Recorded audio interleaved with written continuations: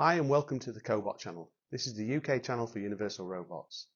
We're going to bring you the latest in technical innovations, talk about UR Plus products and how they can be set up easily.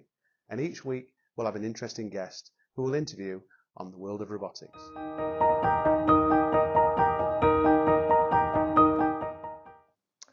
Okay, I'm David Leavesey from Universal Robots. Today I'm just going to show you one of our UR Plus products, which will show you the flexibility of our UR Plus ecosystem. So let's say we've got an application where we need to vacuum pick this box, but we're in a situation where we don't have any compressed air.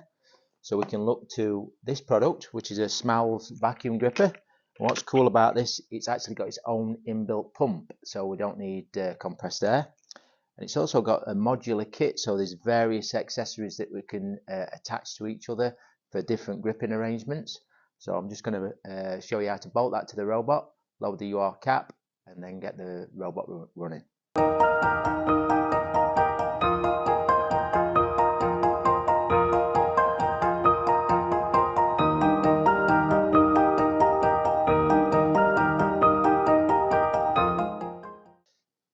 Now I need to load the UR cap, so I look on my USB, which I've downloaded off the Smalls website, insert that into the teach pendant, then I go to the hamburger menu, which is on the far right, which is the top right of the screen. Go to settings, system, UR caps, and then I search with the plus bar, search my USB stick, and then I find the Smalls UR cap, and then restart the controller. Okay, so once the UR cap's loaded and we've initialized the robot again, we still don't have any power to the actual unit because we've not assigned the tool IO to the Smalls unit. So I just need to go into tool IO in the installation of the robot and then change it to Smalls, and then immediately the tool is powered. Then I can actually start to use the tool. So I can go into my robot, bring the robot over here.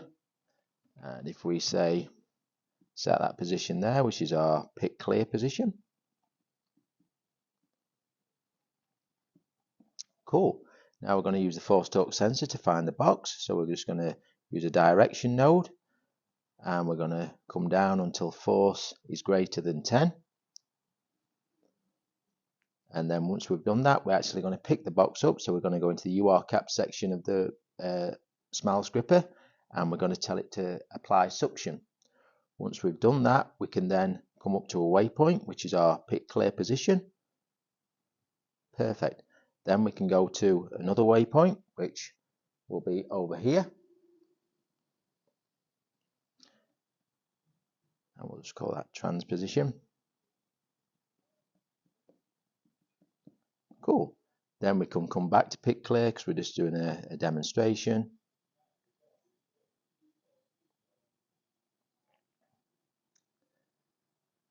And then we'll probably go to a position maybe there, and then we're going to activate the UR cap again, and this time we're going to release the part, and then we're going to go back to pick clear, and then we're going to hold.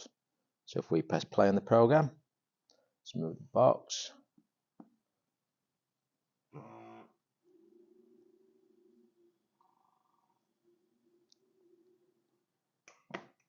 Cool.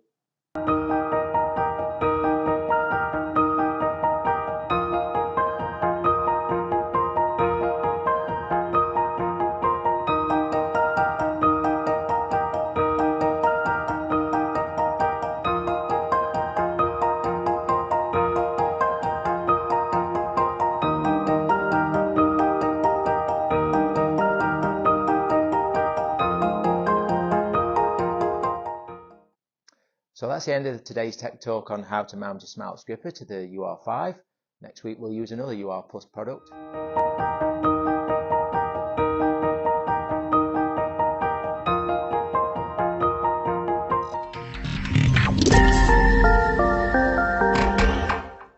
This week's application video comes from Olympus Technologies. They did a project with E&O Laboratories up in Scotland where they wanted to pack Petri dishes into work-in-progress baskets. The robot is a UR5, and with a PIAB gripper on the end, it collates the products together, squishes them into the line, picks them up and then puts them into the work in progress basket. The robots are operating unguarded because they're moving slow enough, and they have a specific gripper on the end which can turn on and off vacuums as and when required. The robots pack up the work in progress baskets and they go on to the next part of the process where these products are unwrapped and used in a biological environment.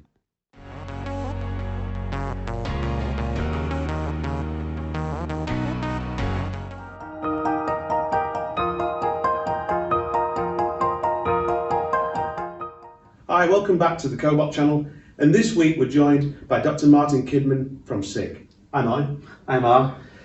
So could you tell us a little bit about your role and what SICK do? Oh yeah, no problem. So I work for SICK. I'm the Manager of Safety for South and West Europe. So I've been at SICK for 11 years, and SICK do sensors in industry. So I cover safety sensors, and they could be safety light curtains, safety laser scanners, safety controllers and safety switches. I also get involved in standards activities, so I'm a member of a number of committees at the BSI, contributing to standards in robotics and also AGVs and AMRs. Okay, so here today we're going to talk about Cobots, specifically how Cobots redefining the workspace in manufacturing operations. Yeah, so I've seen the rise of Cobots typically the last 10 years. Robots have been around for a long time, and then the emergence of these collaborative robot applications has lent itself to these new robots, which are designed specifically for those applications with better ergonomics, lower payloads, and internal safety functions as well. It's a big change on the factory floor to see robots working next to people, isn't it, rather than being behind a cage? Yeah, it is, but I mean, we have seen a slow evolving into this kind of area. So even with industrial robots, they were starting to take maybe the front vents off, but then having a manual reset if somebody walks in. So it was coming, but now we're really seeing these modern collaborative robot applications emerge. Yeah.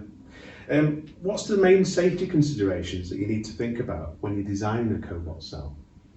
Okay, so people try to distinguish the difference between designing a Cobot cell and another machine, and actually one of the main messages I try to say is they're both really exactly the same.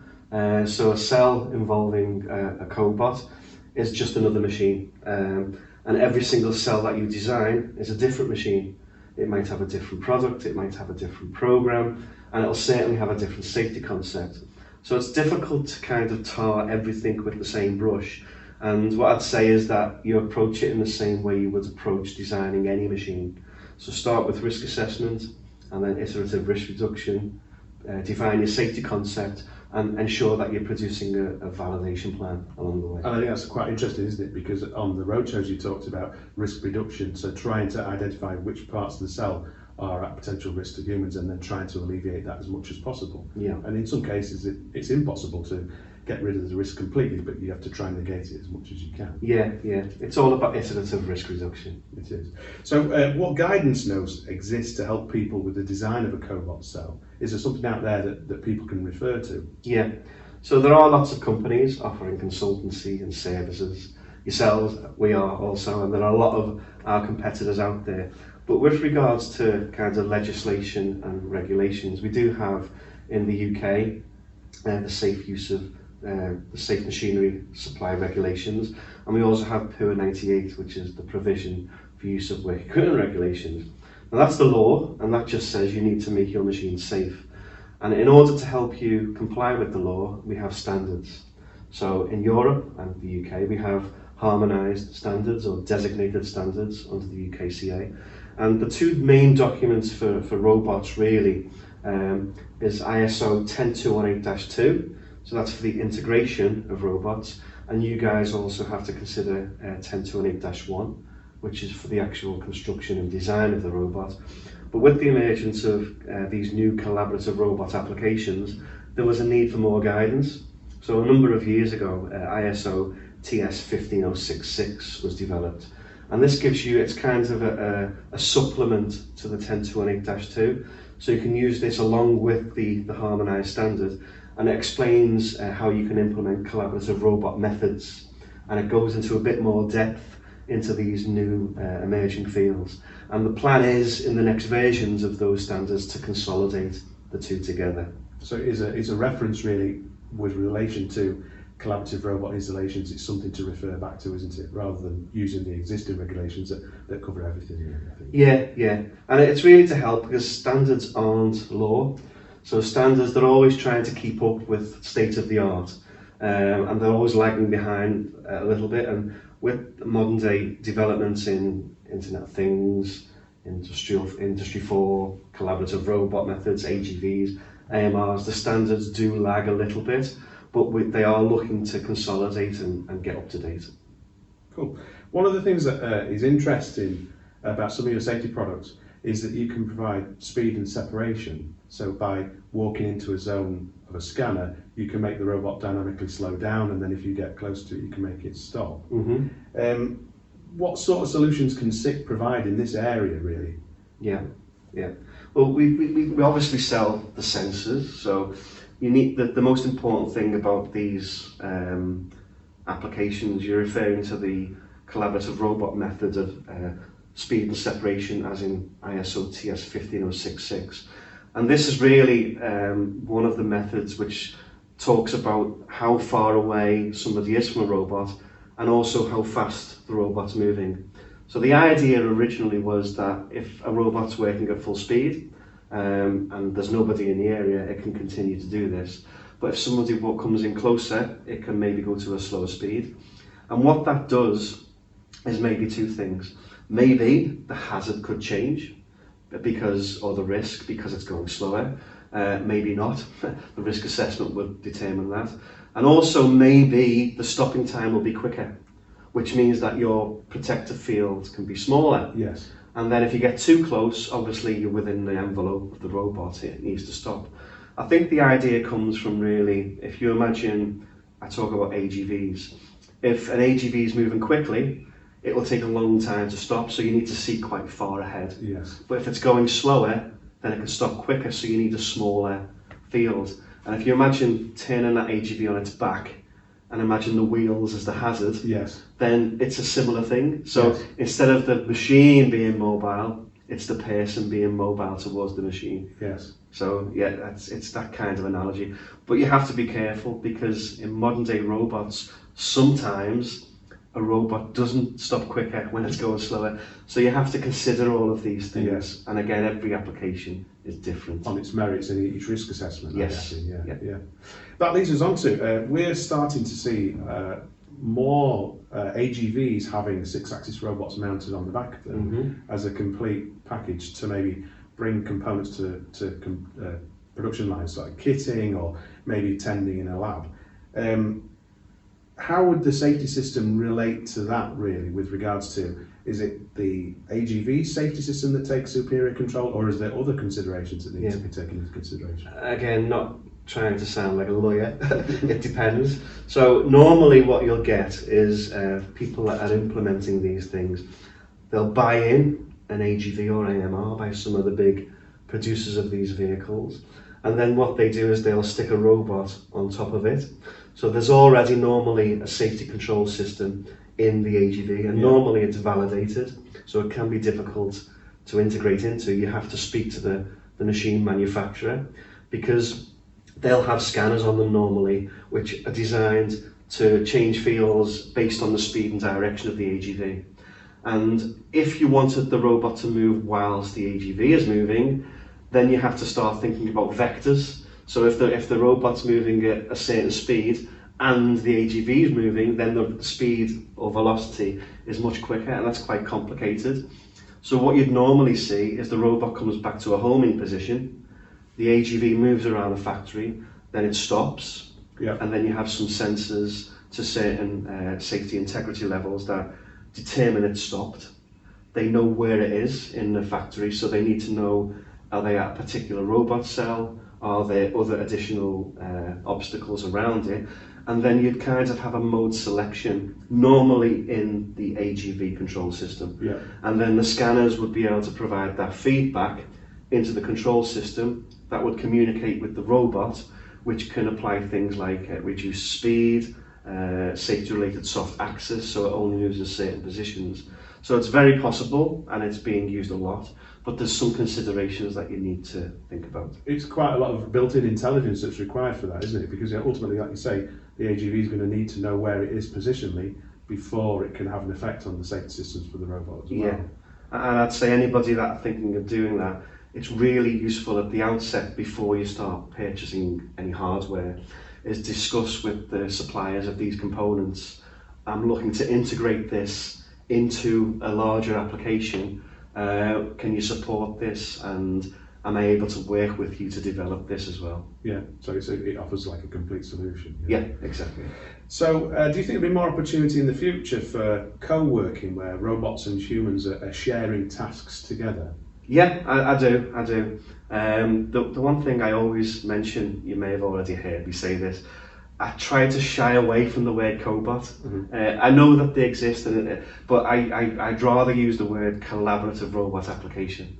And an analogy I'd probably use is that you don't normally hear people, we need to get more batteries onto the road.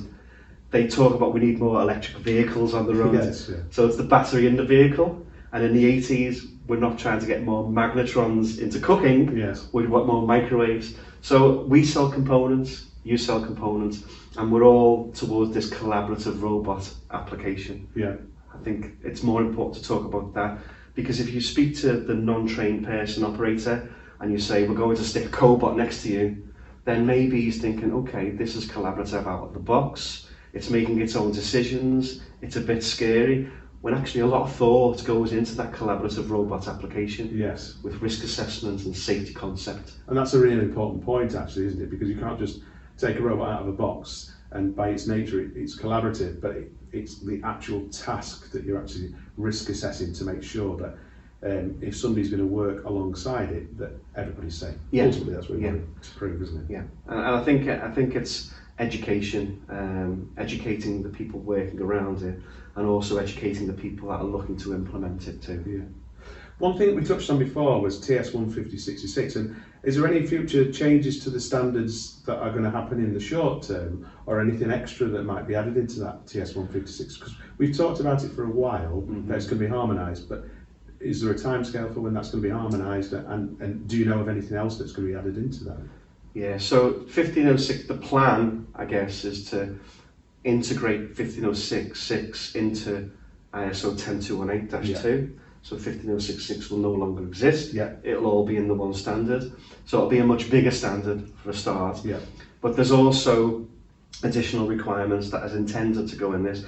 And until it's published, I can't really comment because it might get declined. But they're looking at things like cyber security, and things like that as well. So access into the control system, maybe some guidance on maybe performance level as well, but time will tell. Yeah.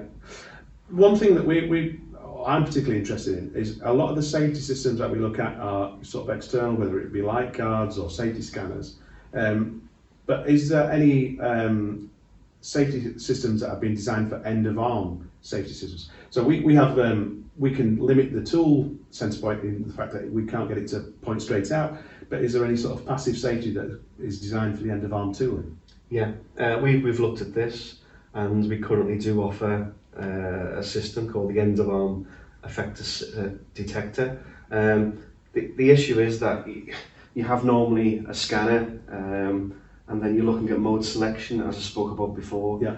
And it's about deciding the safety functions for that. So currently, there doesn't really exist a performance level D solution for the end of arm, right, which the standard says it should be performance level D unless the risk assessment states otherwise. Yes. So we have a performance level C solution for the end of arm, and it creates an envelope around the robot. And it's about, as I said, iteratively risk reducing to ensure that you use this at the correct and appropriate time. And is there anything in development that you think of that's like that? Because it's quite interesting for people who are doing things like soldering, screwdriving, dispensing, when the tooling is the potential risk to something. Yeah, it's interesting. And what you'd require for that, at the moment, you have scanners, they're big things, so it'd be impractical to mount 3 or 4 scanners on a head, because Yes. it's quite large, and expensive as well. So there are developments in industry that are thinking of maybe a diffuse reflective sensor, maybe to look at detecting around a robot, but there's nothing that exists in the moment on the market. Right. And my last question was all about, are there any new future developments that SICK are developing for the cobot market that could help us in, leverage off and actually get more of these out into the marketplace? I know that you're at the forefront of safety, but is there anything else that, product-wise, that you think people should consider? Yeah, well, we offer the S-Bot systems. So for UR, we have the easy software on the pendant, so Yeah. it's the UR cap. So you can set it right from the robot's teach bend. Exactly. Yeah. So rather than having to get your laptop, a cable, plug into our scanners, into the control system, change everything, revalidate it, use complex software, we're making it easier to redeploy and move these applications around the factory, so it's all on the pendant. And that's really interesting, because if you're using that for, let's say, your machine tending an application, you wanted to move it from a completely different machine, you could set the zones up quite quickly on the teach bend of the robot. Yes, you could. So, and it's kind of a basic version of the fully functioning software, which you don't really need yes. in those kinds of applications. You just want to be able to quickly redesign your safety concept with maybe the assistance of a validation plan, a trained person, Yeah. so that you can readapt and change the processes quite quickly and redeploy, which is the advantages of using these new robots. It's the flexibility, isn't it? Yeah, Something can be set up quite quickly, but we also want to be safe, so we want a system that we can set up relatively quickly as well. Yeah. Thanks, Martin. That's all from the Cobot channel this week. Join us next week, we'll have another guest. Thanks for watching.